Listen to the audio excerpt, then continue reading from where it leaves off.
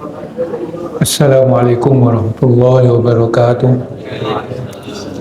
Bismillahirrahmanirrahim. La hawla wa la quwwata illa billah.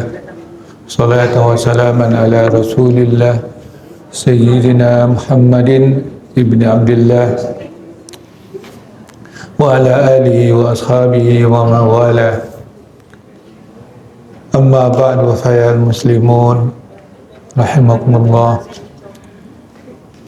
Allahumma ya Rabbana zidna ilman nafi'a warzuqna fahman wasi'a wa alhiqna bis salihin.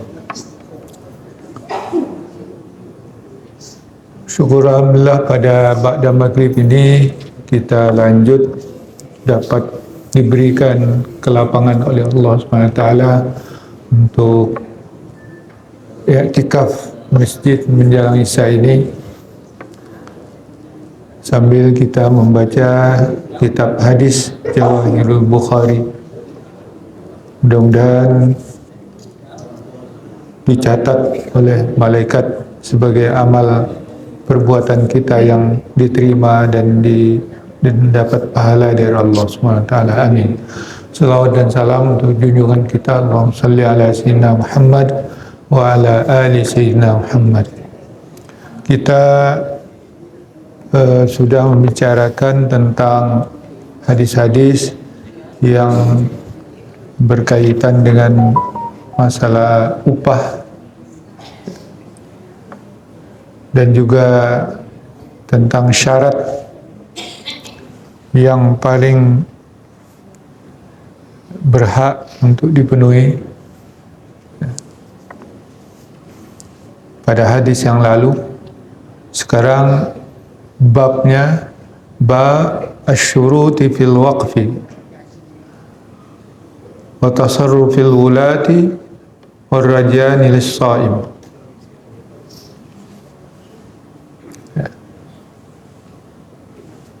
Itu adalah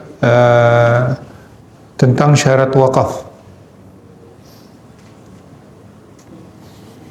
Hadis ini disebutkan dalam Sahih Bukhari pada kitab Asy-Syurut.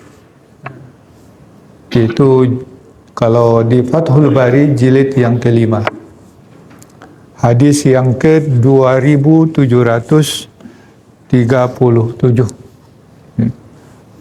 Itu di bab kitab Asy-Syurut, bab Asy-Syurutu fil waqfi, tentang syarat-syarat wakaf.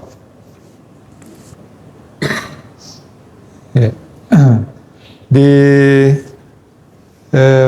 Sahih Bukharinya dari sanad yang disampaikan oleh Imam Al-Bukhari rahimahullah, faqala haddatsana Qutaibah ibnu Sa'id haddatsana Muhammad ibnu Abdullah al-Ansari haddatsana Ibnu Aun qala amba'ani Nafi' an Ibni Umar radhiyallahu anhu. Jadi dari Nafi' dari Ibnu Umar radhiyallahu anhuma, yakni Abdullah bin Umar, putra dari Umar ibn Khattab radhiyallahu anhuma. Beliau bercerita, yaitu Ibnu Umar, anna Umar bin al-Khattabi radhiyallahu anhu, sesungguhnya Umar ibn al-Khattab radhiyallahu anhu, asaba ardon, memiliki sebuah lahan tanah bi Khaybar, di kampung Khaybar. Itu satu kampung di luar kota Madinah. Fa'atan Nabiyya sallallahu alaihi wasallam yasta'miruhu fiha, maka dia mendatangi Nabi sallallahu alaihi wasallam, yasta'miruhu fiha, meminta amar, meminta saran gitu, nasihat tentang lahan tersebut. Faqala, Umar berkata, ya Rasulullah, wahai Rasulullah, inni asabtu ardan bi Khaybar. Saya memiliki suatu lahan di Khaybar. Lam usib malan qattu anfasa indi minhu. Aku tidak pernah memiliki harta ya, tidak pernah yang lebih berharga dari sisiku daripadanya. Artinya lahan itu adalah lahan yang sangat berharga bagi dia. Fama ta'muru bihi, maka apa yang kau perintahkan kepadaku dengan dia? Fama ta'muru bihi, maka apa amar engkau atau perintah engkau atau saran engkau tentang harta tersebut? Qala, Rasulullah menjawab, in syi'ta habasta aslaha, jika engkau mau, ya, engkau tahan pokoknya, modal pokoknya, dasarnya itu, ukur yang baik, tahan dia. Wa tasaddaqta biha, dan engkau bersedekah dengannya, dengan lahan yang sudah ditahan tadi itu bersedekah dengan hasil-hasil dan manfaat dari lahan tersebut. Qala fa tasaddaqa biha Umar.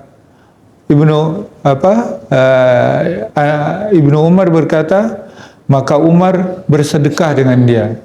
Annahu la yuba'u, sesungguhnya lahan tersebut la yuba'u, tidak dijual, wala yuhabu, tidak dihibahkan, wala yurasu, tidak diwariskan, wa tasaddaqa biha, dan beliau bersedekah dengannya, fil fuqara, di kalangan fakir miskin, wa fil qurba, dan karib kerabat, wa fil riqab, dan orang yang ingin hamba saya yang ingin merdeka, wa fi sabilillah, dan dalam dakwah atau jihad fi sabilillah, wa ibnis sabil, dan orang-orang dalam perjalanan, wa dhaifi, dan para tamu.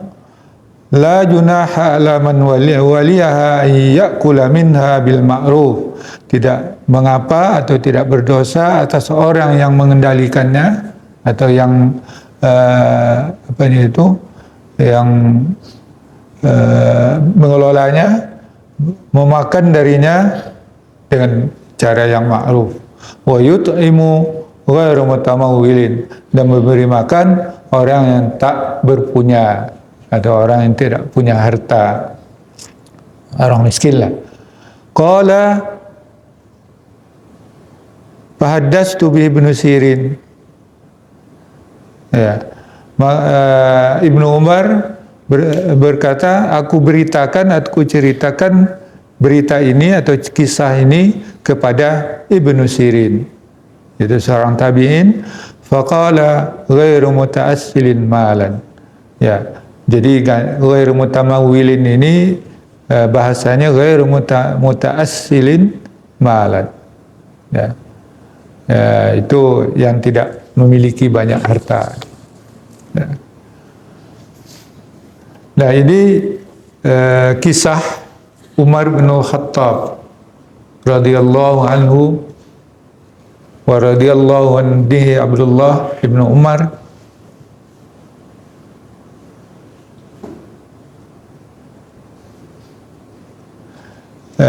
Ketika turun ayat lan tanalul birra hatta tunfiqu ma tuhibbun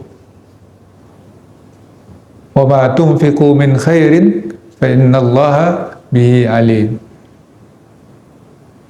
Tidak akan mencapai atau mendapatkan kebajikan, pahala ataupun manfaat sampai kamu menafkahkan sesuatu yang kamu sukai. Ya. Jadi mereka, para sahabat itu as-sabiqun as-sabiqun. Mereka bersegera, berlomba-lomba untuk menafkahkan atau menyumbangkan yang terbaik yang mereka punya. Itulah sahabat-sahabat Nabi yang dengan ikhlas, bahkan sampai harta mereka itu digunakan untuk perjuangan menegakkan agama Allah bersama-sama dengan Rasulullah SAW. Nah, kisah Umar ini, beliau mendapat atau memiliki sebuah lahan di Khaybar. Lahannya bagus, subur. Nah, itu harta yang paling berharga baginya, yang paling disukai. Nah, mau diapakan harta ini? Nah, itulah dia datang kepada Rasulullah, bagaimana mengelola harta ini. Apa saran Rasulullah? In syi'ta habasta. Jika engkau mau, habasta, engkau tahan. Engkau tahan itu engkau wakafkan. Ya. Diwakafkan. Artinya diputuskan hak milik dan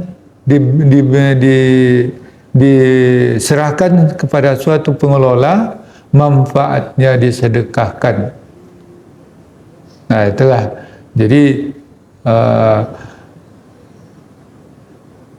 Jadi habasta aslaha, jadi pokoknya itu dasar dari harta kita itu diwakafkan. Ya, maksudnya ditahan. Kenapa disebut ditahan? Karena dia tidak boleh dijual, tidak boleh dihibahkan kepada orang lain, tidak boleh diwariskan kepada anak cucu. Nah, itu hukum dari wakaf. Kalau harta sudah diwakafkan, maka putuslah milik kita terhadap harta itu. Ya. Kita pemilik itu, wakif itu hanya boleh mengambil dari manfaatnya. Sedangkan wakaf itu tetap dia wakaf, itu yang dimaksud dengan habasa, menahan. Ya. Dia tidak boleh dipindah, tidak boleh diperjualbelikan, tak boleh dihibahkan, dan tidak boleh diwariskan. Dia tetap di situ.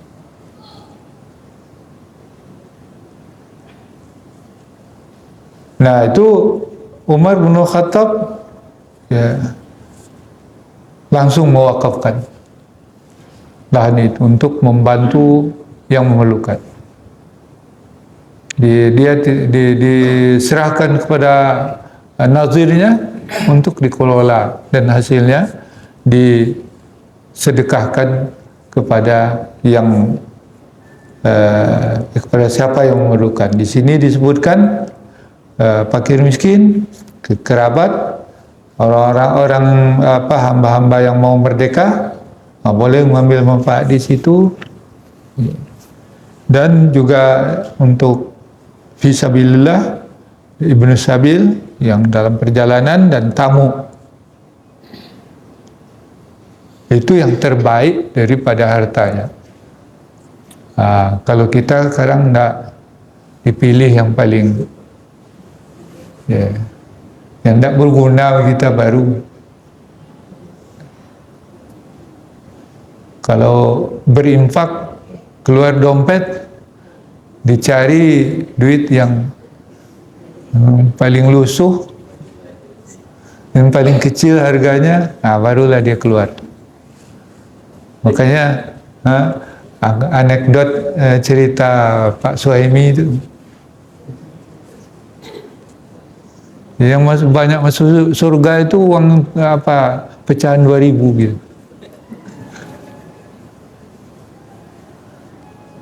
Jarang yang merah-merah, yang 100. Karena dia mainnya di masjid. Kalau yang merah-merah itu mainnya di mall, di night club, mana-mana gitu. Rupanya itu. Itu kalau kita. Tapi para sahabat Nabi dipilih harta yang terhebat, yang terbagus, yang disayangi, itu yang disumbangkan. Ceramah ini didengar oleh anaknya atau cucunya, umpamanya, maka datanglah orang minta-minta, dipilih sebuah sepeda yang paling bagus, yang paling disayangi oleh atuknya. Tanpa sepengetahuan atuknya diberikan sepeda yang paling disayang.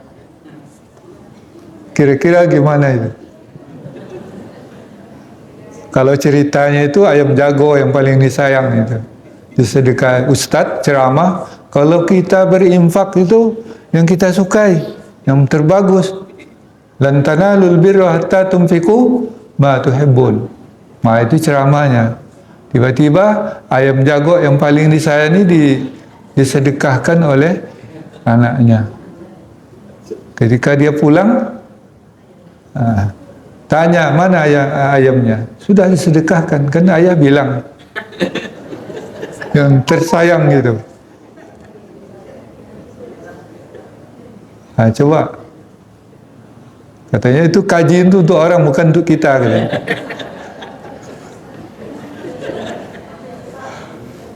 Ya. Nah, ini berat Bapak Ibu mengamalkannya. Berat mengamalkannya. Tak bisa seperti sahabat Nabi. Maka jangan nyombongkan diri sama dengan sahabat. Sahabat itu memang orang-orang kuat. Orang-orang yang dekat kepada Allah, orang yang dekat kepada Rasulullah SAW. Jangan disamakan dengan kita. Ya.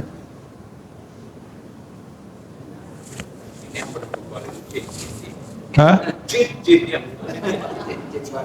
Iya. Nah, kalau cincin tuh banyak yang puluhan juta harganya, bahkan ada yang ratusan juta. Kalau berlian itu sampai sekian karat tuh ya mahal itu.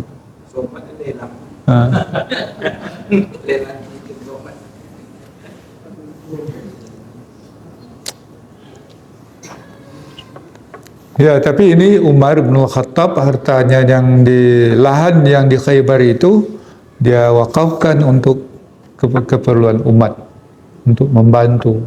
Jadi hasilnya banyak, ya, luas lahannya itu. Ya, kalau sekarang ya barang-barang sawit tidak kurang 10 hektar lah. Siapa yang punya sawit 10 hektar gitu, wakafkan untuk masjid.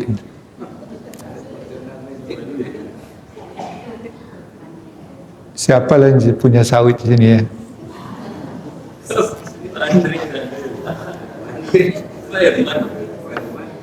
Kalau mau melaksanakan hadis ini, kaji ini. Nah, apalagi yang kalau ada miliki sawit 100 hektar. Kalau diwakafkannya 90 hektar, tinggal 10 hektar untuk dia kan. Sudah sekolah kita ini. Dan sejahtera itu sekolah. Sejahtera guru-gurunya. Tidak akan minta, bisa siswanya gratis. Tidak bayar uang sekolah lagi. Siapa yang punya harta sawit 100 hektar ini? Tiru ni Umar bin Khattab. Ya. Jangan kita menyebut-nyebut kembali ke Quran dan Sunnah ya. Nah, itulah yang Sunnah itu.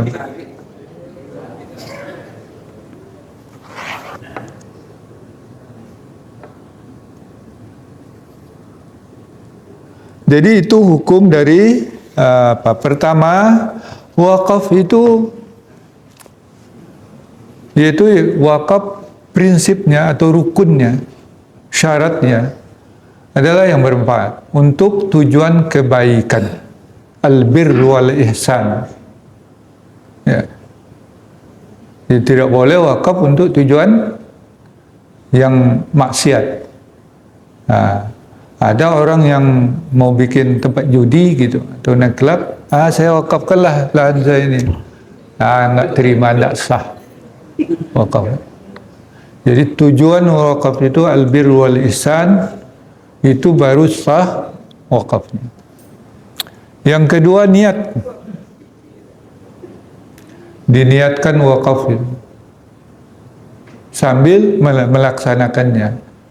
Diwakafkan harta ini diserahkan kepada nazirnya, siapa pengelolanya. Ketika kita sudah akadkan wakaf itu, maka lepaslah hak milik kita terhadap dia.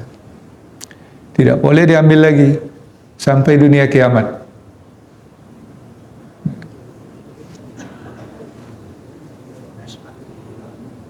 Nah itu. Dan tidak boleh diwarisi kepada anak-anak kita. Jadi ada, kalau ada kasus-kasus yang seperti itu tidak sah. Jadi tidak bisa membatalkan wakaf. Ya. Dari 3 mazhab, Imam Abu Hanifah, Imam Malik, Imam Ahmad bin Hanbal, kalau dia menggunakan hartanya seperti perlakuan harta wakaf, maka dia sudah jadi wakaf, walaupun dia tidak berniat, dan tidak boleh diambil lagi. Tapi Imam Syafi'i tidak, mensyaratkan niat, dan karena niat itu di dalam mazhab Syafi'i adalah niat yang diiringi oleh perbuatan. Ya qasdul fi'li, ya qasdul fi'li muqtarinan bi fi'lihi. Ya. Menyengaja berbuat tapi disertakan dengan perbuatan itu. Langsung diperbuat. Itulah yang niat. Jadi dalam mazhab Syafi'i kalau memang tidak diniatkan sebagai wakaf, dia tidak menjadi wakaf. Karena innamal a'malu binniyat, itu alasannya. Tapi yang mazhab lain dikiaskan kepada akad nikah, ijab kabul. Kata Rasulullah, hazluhunna hakun. Apa itu?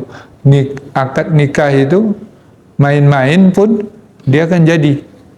Walaupun tidak diniatkan, kalau ada seorang wali seorang punya anak, bergurau dia kepada orang lain.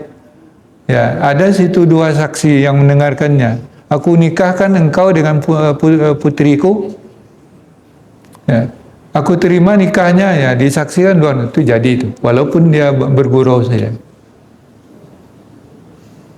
Demikian juga wakaf, kalaupun tidak diniatkan tapi sudah diperlakukan sebagai harta wakaf, maka dia jadi wakaf.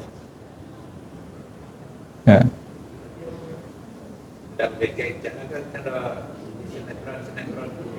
Ya. Ya, jadi ya tidak boleh dimain-mainkan. Gitu. Sudah seperti nikah, walaupun tidak dinikahkan, sudah jadi nikah dia. Nah, ijab kabulnya. Demikian juga harta wakaf, kalau diperlakukan sebagai harta wakaf, meskipun tidak diniatkan, sudah jadi wakaf dia. Nah, itu. Nah, jangan main-main dengan itu. Jadi, ya, kalau yang dalam mazhab Syafi'i memang diperlukan niat. Niat itu perlu. Ya, tidak bisa dikiaskan kepada yang nikah tadi.